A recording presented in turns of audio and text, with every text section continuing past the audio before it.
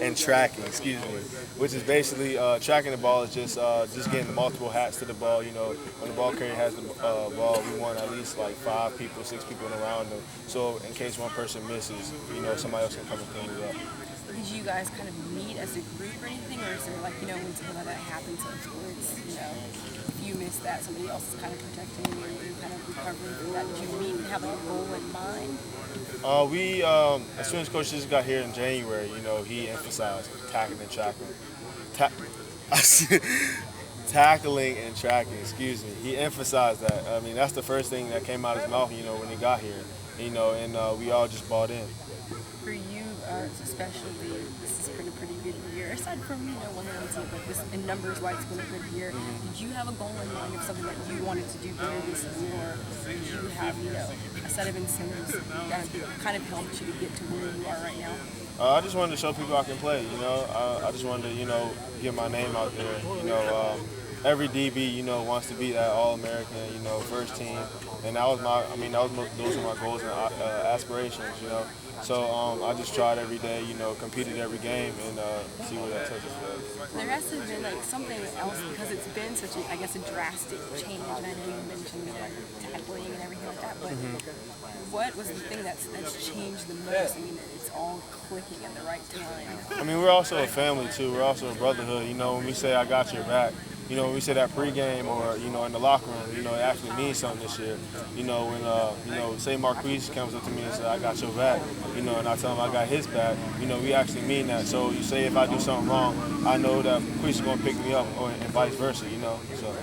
You and Dez together as a duo kind of talk to the ACC and the stats and standings in terms of like pass defending and things like that. Do you have a sense of where he is, or do you guys have a sense of what each other's going to do, or did you two kind of get together at all and talk about, what you've been doing and what you've been able to do? In the offseason, we just worked really hard. All the DBs did, and we just got together and said, this is our year. We don't want to be, the laughingstock of the NCAA football. We don't want to be that anymore. We want to change the culture around here. Bring the Rude Boy name back to North Carolina. What do you mean by that? Well, we have a tradition here where, all DBs, we call ourselves Rude Boys, That's our name, It goes back to Dre Blah days, And we just want to, last year, we were, I think 117th in passing yards, and that's not a North Carolina tradition. North Carolina, we're nasty Rude Boys. We get after the ball, we get picks, get pass deflections, and we just wanted to bring that back. Let me just ask you a couple questions. You're going against Player of the Year, Watson. Talk about what he brings to the table when you look at him on film. He's a dynamic quarterback. He throws the ball accurately.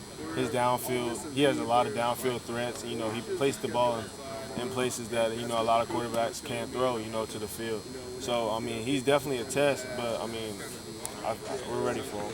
And when you facing a team that throws the ball a lot, it's got to make it fun for you to get your track shoes on, right? Right, and use our technique. So sometimes we don't have to, chase them all the way down the field. Maybe we can stone them, get our hands on them at the line and make our job easier. So. But he is a dual threat too. He can run the ball too, Right, yeah. That's also an aspect of his game, his running game. Even if we have everything covered downfield, we have to create a box, because if he gets out, he can get, the first down by using his legs. So he's a dual threat quarterback, like you said, and he's going to be a test, but we're ready. Thanks very much. Thank you. The tackling and tracking that you were just talking about. Obviously, last year tackling was an issue. And I imagine if you guys go back and look at film from a year ago, you probably scratch your head and say, "How the heck did we miss all those tackles?" And right. Was there a point when they were teaching you that it just kind of clicked? You said, "It's really not that hard. It's a very simple process.